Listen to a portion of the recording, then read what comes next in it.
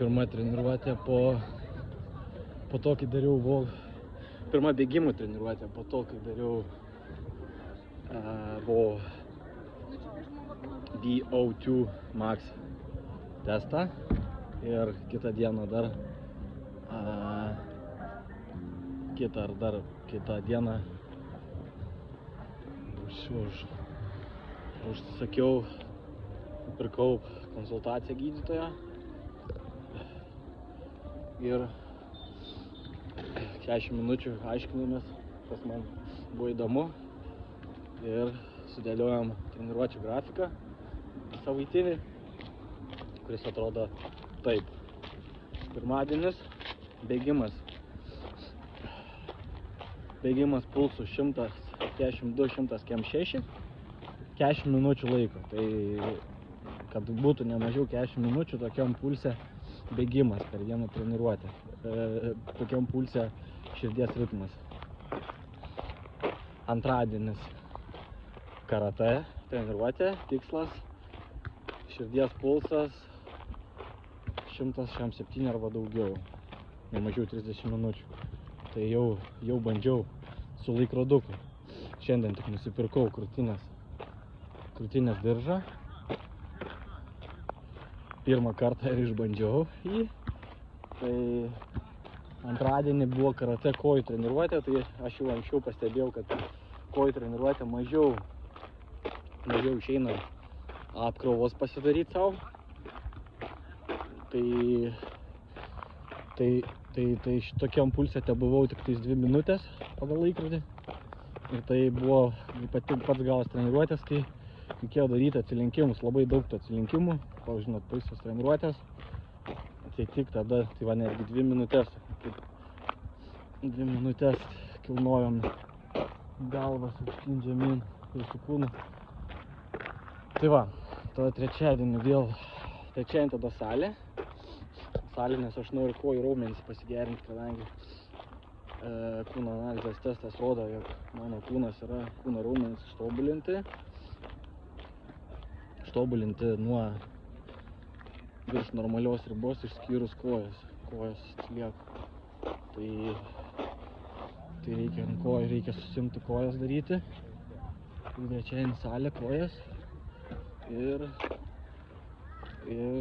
5-7 minutės pirtis. Taip rekomenduoja gydytojas, nes aš klausiu nedaugiau.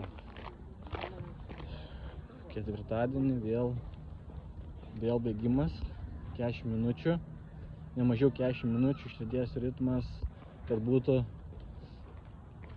142-146, ne mažiau 40 minučių. Tai vat šiandien prabėgu 50 minučių, manau, kad bus 40 minučių tas ritmas, nes kai bėgu Vingio parke ir kai jau pribėgau prie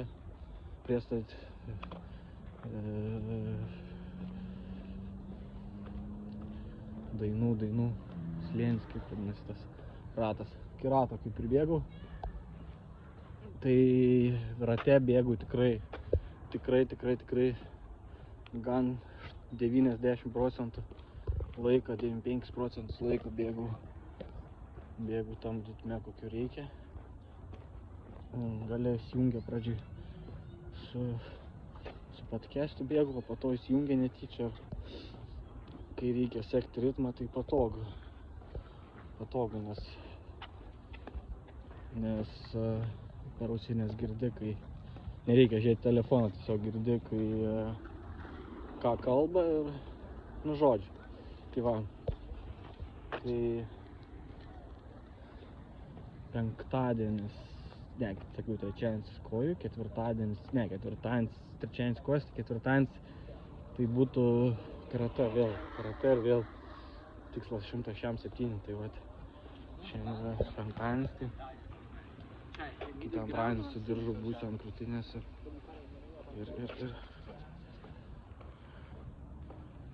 ir pasižiūrėsim, kaip man sekasi ten su širdies ritmu. Toliau. Penktadienis vėl bėgimas. 102-106 širdies ritme, 40, ne mažiau 40 minučių. Tada šeštadienis poilsio dieną sauna. 3x15. Sauna 3x15 kartai, galima visai praktikuotis įvairių. Šaltas dušas, ten tos, aš net tai ir nežinau, bet pasidomėsiu, tas metodikas pasibandysiu. Ir sekmadienį vėl bėgimas, nemažiau 40 minučių, širdies ritmas 100 km 200 km 600. Tai va, toks grafikėlis ir šiandien bėgimas pirmas buvo, tai galiu pasakyti, kad buvo, nežinau,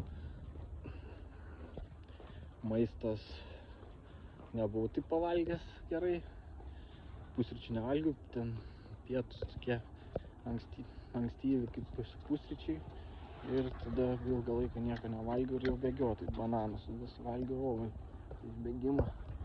Nu tai sunkoka buvo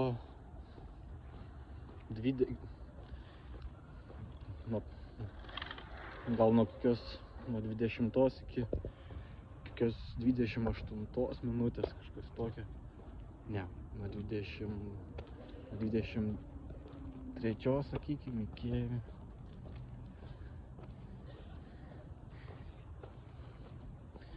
iki 35 ar 8 toks laiko tarpas sunku, atrodo, nebenoriu bėgti. Bet tada susikoncentravau į tiesiog bėgimą,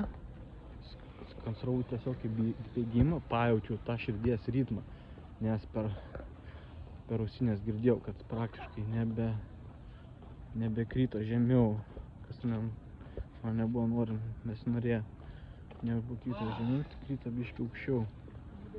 Ir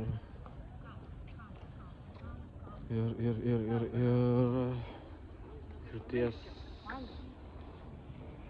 nežinau, gal ties 38 minutė ar 40 fiziškai pasidarė lengva bėgti. 10 minučių tiesiog mėgaujuosi bėgimu.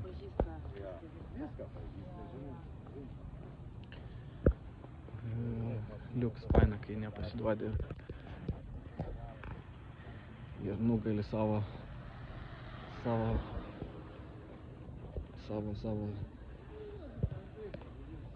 tingėjimą, ar kaip čia pasakyti, tą tokį pasidavimo jausmą, kai nugali su ryžtu permušti. Tai